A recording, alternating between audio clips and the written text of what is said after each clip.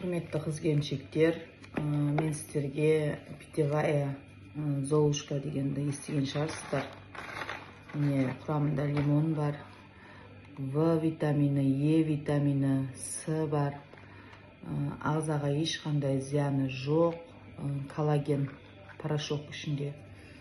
Бұл яғни емізулі аналарға және аяғы ауыр аналарға бұны қолдануға болмайды. Яғни одан туғаннан кейін қолданса болады. Яғни күнде бір рет бұны стакандағы кәдімгі суға нені осы порошокты әдемілеп ашып саламыз. Мінекей осылай саламыз. Өзім ішіп жүрмін. Бұл коллаген қартаюдың алдын алады. Жаңағы 25 теңгені клеткалардың барлығы жасаруы нашарлайды ғой. Соның барлығын қалпына келтіреді.